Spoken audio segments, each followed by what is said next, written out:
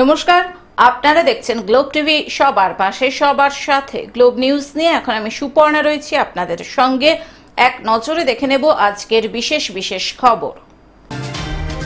গাজীপুরে সাবমার্সিবল পাম্পের উদ্বোধন। কয়লা খনি চত্বরে ব্যাপক মারধর করার অভিযোগ। বার্ষিক ম্যাগাজিন প্রকাশ অনুষ্ঠান। কড়া পদক্ষেপ ক্ষীরপাই পৌরসভার।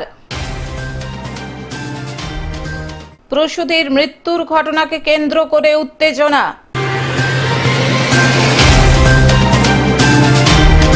আসছে বিস্তারিত খবরে। গাজীপুরে সাবমার্সিবল পাম্পের উদ্বোধন।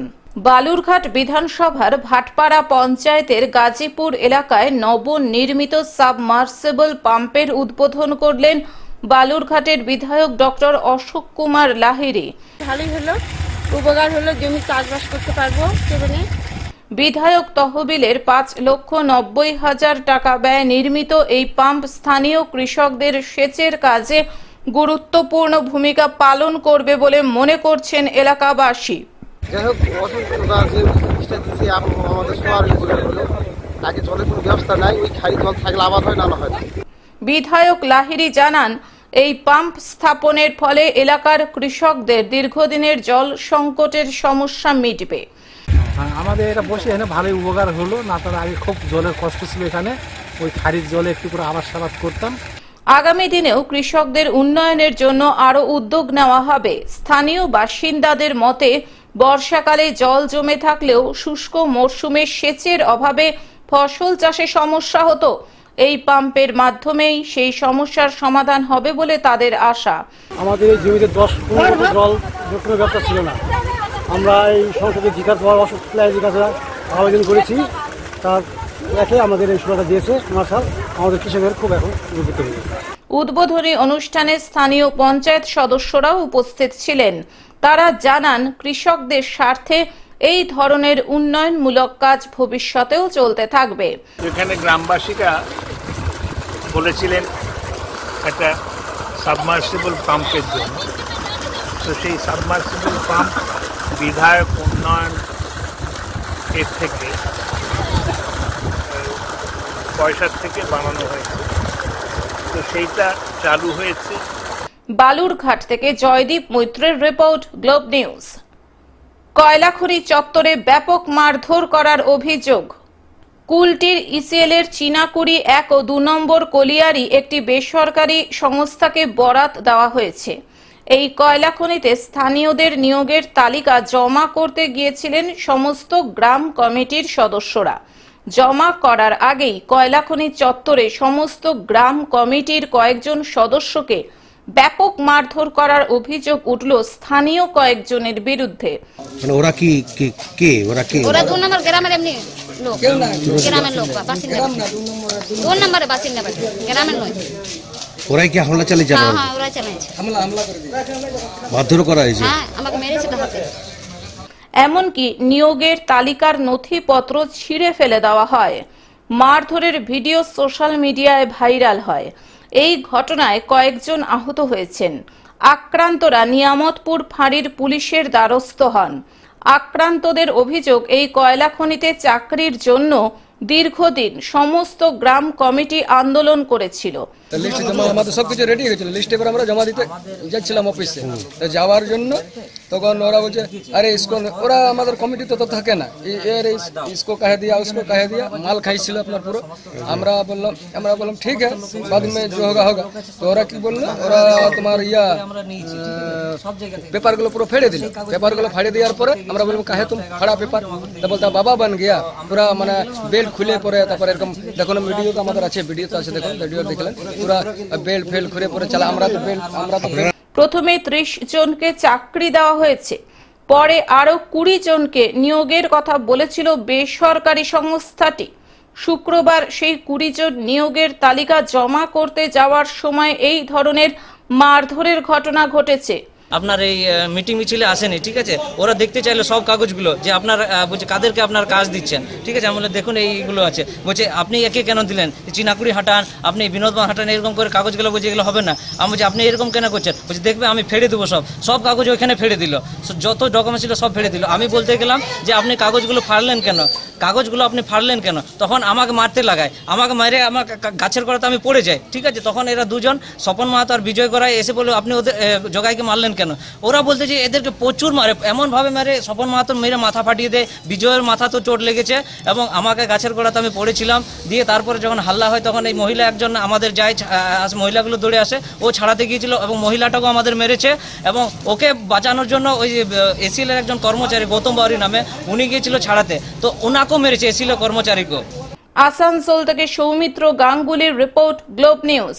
বার্ষিক ম্যাগাজিন প্রকাশ অনুষ্ঠান। এমন কোনো বাঙালি নেই যে কবিতা পড়তে ভালোবাসে না। কবিতার কক্ষপথ নামক এক বিশেষ পত্রিকা সম্প্রতি তাদের বার্ষিক ম্যাগাজিন প্রকাশ করল। নেহেরু চিলড্রেন্স মিউজিয়ামে তাদের বার্ষিক ম্যাগাজিন প্রকাশ অনুষ্ঠানে বসেছিল চাঁদের হাট। বলার কিছু নেই, এটা খালি একটুখানি বলা যে যেরকম মৈত্রীদি বললেন আমরা কি কি করতে পেরেছি, আমার মনে হয় একটুখানি বলা দরকার আমরা কি কি করতে পারিনি। এরকম সংখ্যা প্রচুর হয়েছে আমাদের, কত 5,500 এখন 5,500 সদস্য, সংখ্যা প্রচুর হয়েছে। ভালোবাসা, সম্মান, অ্যাকসেপ্টেন্স বা স্বীকৃতি যাই বলুন প্রচুর পাচ্ছি, কিন্তু এখনো মনে হয় যদি লেখালেখির কথা বলি সেই মানটা আমরা এখনো বোধহয় আনতে পারিনি, যেটা হলে পত্রিকার মেন যে উদ্দেশ্য বা যে মূল যে লক্ষ্য সেখানে পৌঁছানো যায়, সেখানে বোধহয় আমাদের এখনো একটুখানি রাস্তা যাওয়া বাকি আছে। উপস্থিত ছিলেন ছোট থেকে বড় বিভিন্ন কবি ও বাচিক শিল্পীরা। এছাড়াও যারা এই ম্যাগাজিনে নিজের লেখনীর মধ্যে দিয়ে মানুষের মনে জায়গা করে নিয়েছেন তাদেরকে সম্মানিত করা হয়। আমাদের কবিতার কক্ষপথ এবার 3 বছরে পড়লো অনুষ্ঠান এবং আমাদের মূল লক্ষ্যই হচ্ছে সাহিত্য চর্চা এবং সেই সাহিত্য চর্চাটা একদম রাজনৈতিক সংস্কার মুক্ত সাহিত্য চর্চা, নির্মল সাহিত্য। তবে শুধুমাত্র সাহিত্যেই আমরা থাকতে চাইনি, আমরা বিভিন্ন সামাজিক কাজ, ওরা নিশ্চয়ই বলতে পারবেন এ ব্যাপারে। বিধাননগর থেকে অনির্বাণ দত্তের রিপোর্ট, গ্লোব নিউজ। কড়া পদক্ষেপ ক্ষীরপাই পৌরসভার। পৌরবাসীদের দীর্ঘদিনের দাবি মতো ক্ষীরপাই হালদার দিঘিতে বাস স্ট্যান্ড তৈরির কাজ শুরু হলো রাজ্য সরকারের উদ্যোগে। প্রশাসনিক মিটিংয়ে ক্ষীরপাই পৌরসভার চেয়ারম্যান দুর্গাশঙ্কর পান মুখ্যমন্ত্রী মমতা বন্দ্যোপাধ্যায়ের কাছে ক্ষীরপাই হালদার দিঘিতে বাস স্ট্যান্ড করার জন্য আবেদন জানান। আমি চাই রাস্তাটায় মাটি বওয়া হচ্ছে সেটা যেমন বন্ধ হয়, ট্রাক্টরে করে মাটি বওয়া হচ্ছে সেটা বন্ধ করতে চাই। এটা কত নম্বর ওয়ার্ড? এটা 3 নম্বর ওয়ার্ড। মুখ্যমন্ত্রী মেদিনীপুরের প্রশাসনিক বৈঠকে বাস স্ট্যান্ডটি মঞ্জুর করেন। সেই মতো প্রাথমিক পর্যায়ে 2 কোটি টাকা ব্যয়ে বাস স্ট্যান্ডের কাজ শুরু হয়েছে। পৌরসভার আবেদনে সাড়া দিয়ে বাস স্ট্যান্ড এলাকায় বেদখলকারীরা তাদের কাঠামোগুলি সরিয়ে নেয়। যে অসুবিধাটা আমারই বেশি হবে। পৌরসভাকে জানিয়েছেন? না, পৌরসভাকে জানানো হয়নি, ওই দিদি জানিয়েছে। একজন জানিয়েছে তো আমাদের পক্ষ থেকে? জানিয়েছে, আমি কিন্তু জানাইনি। কিন্তু দীর্ঘদিন ধরে জনৈক ব্যক্তি তার বসত বাড়িটি ভাঙতে চাইছিলেন না। পৌরসভা সূত্রে জানা যায় প্রশাসনের উচ্চপদস্থ অফিসারেরা বেদখলকারী ব্যক্তিকে সরকারি জমি দখলমুক্ত করার কথা বললে তিনি কর্ণপাতও করেননি। তাই পৌরসভা একরকম বাধ্য হয়ে কড়া পদক্ষেপ নিল। পৌরসভা বিশাল পুলিশ বাহিনী নিয়ে বেদখল বসত বাড়িটি উচ্ছেদ করে। পৌরসভার এই ভূমিকায় এলাকাবাসী খুশি। ঘটনা ঘটা হচ্ছে নতুন রাস্তা 1 নম্বর প্রশ্ন, নতুন রাস্তার উপরে জোর করে গাড়ি নিয়ে যাচ্ছে, পুকুর বোঝানো হচ্ছে, তাল পুকুরের মাটি কেটে নিয়ে যায় আরেকজন অজিত কামারের বাড়িতে যে পুকুর আছে পেছনে সেই পুকুরটা বোঝানো হচ্ছে। সেই জন্য আমরা আপত্তি করছি। সে কোনো মুহূর্তে সেটাকে পার্টি সাপোর্ট করছে যে না রাস্তা দিয়ে গাড়ি যাবে, রাস্তার গাড়ি সরকার গাড়ি। তো রাস্তাটা 2 মাসও হয়নি, রাস্তা টঞ্চে বেরিয়ে গেছে, রাস্তা ভেঙে গেছে, আমাদেরকে কোনো রকম কোনোভাবে আমাদের কথা শুনছেনি। পশ্চিম মেদিনীপুর থেকে কল্যাণ মণ্ডলের রিপোর্ট, গ্লোব নিউজ। প্রসূতির মৃত্যুর ঘটনাকে কেন্দ্র করে উত্তেজনা। প্রসূতির মৃত্যুর ঘটনাকে কেন্দ্র করে উত্তেজনা ছড়ালো জলপাইগুড়ি মেডিকেল কলেজের মাদার অ্যান্ড চাইল্ড হাবে। বাড়ি থেকে হাসপাতালে নিয়ে আসার কিছুক্ষণের মধ্যেই মৃত্যু হয় জলপাইগুড়ি সদর ব্লকের বাসিন্দা মৌসিনা বেগম নামে এক প্রসূতির। মেয়ের ভসুর হই। তো বলছে কি হয়েছে ঘটনাটা বলুন তো? এই যে 26 তারিখে অ্যাডমিশনের ডেট নিয়ে আসলো, 26 তারিখে অ্যাডমিশন করছে। তারপরে আসে বললো যে তোদের সিজার করতে হবে, ব্লাড লাগবে। তো ব্লাড তো নিয়ে এলাম, ব্লাড দিলাম, ব্লাড দিয়ে রাত্রিবেলা 9টার সময় আবার বলছে আরও ব্লাড লাগবে, আরও ব্লাড দিল, আমার ভাই ব্লাড দিল। ব্লাড দেওয়ার পরে তারপর রাত্রিবেলা কী হয়েছে, এইখান থেকে এই রুম থেকে ওই রুম শিফট করছে। শিফট করার পরে তারপরের দিনে শুক্রবারের দিনে 12টা 1টা দিকে ছুটি দিয়ে দিছে, যে তোমার বাচ্চা ছোট আছে আর মেচুরিটি হয়নি, নিয়ে যান। ছুটি দিয়েছে, আমরা ছুটি নিয়ে গেলাম। তো আজকের একটা ডেট ছিল, আজকে সকালবেলা সব রেডি করছি, করার পরে গাড়ির অপেক্ষা ছিলাম একটু, যে গাড়িটা আসুক সুস্থভাবে। চাটা সবাই খাইছে, কাজ করছে বাড়িতে। করার পরে একটু মাথা ঘুরছে, গাড়িতে নিয়ে আসলাম। গাড়িতে নিয়ে আসার পরে অ্যাডমিশন করলাম, ঠিক আছে। তারপর বললো তাড়াতাড়ি এমার্জেন্সি টিকিট করো। টিকিট করতে গেলাম, টিকিট করা হয়ে গেছে, প্রায় অলরেডি হয়ে যাচ্ছে। তখন এখান থেকে আবার লোক 2জনকে পাঠায় গিয়ে বললো টিকিট করতে মানা করো। এটুকু হলো কথা। তবে মানে এক্সপায়ার এখানে হয়েছে নাকি এটা তো আমরা বলতে পারি না। প্রথমে টিকিট করতে বললো, তারপরে বলতেছে না টিকিট করতে হবে না। কে না বলছে? এইখান থেকে ওয়ার্ড, এই যে সিস্টার পাঠাইছে, আমি ওইখানে দাঁড়াইছিলাম, আমি দেখে আসি। সিস্টারকে বললো, তারপর একটা সিভিক মেসেলে গেছে, ও দৌড়াই গেল, বললো যে টিকিট কাটতে হবে না। পরিবারের অভিযোগ, গত 26 তারিখ প্রসব যন্ত্রণা ওঠায় হাসপাতালে ভর্তি করেছিলেন তারা, কিন্তু চিকিৎসকেরা ছুটি দিয়ে গতকাল ভর্তির কথা লিখে দেয়। সকালে প্রসব যন্ত্রণায় ছটফট করতে থাকলে তড়িঘড়ি মাদার অ্যান্ড চাইল্ড হোমে নিয়ে আসেন।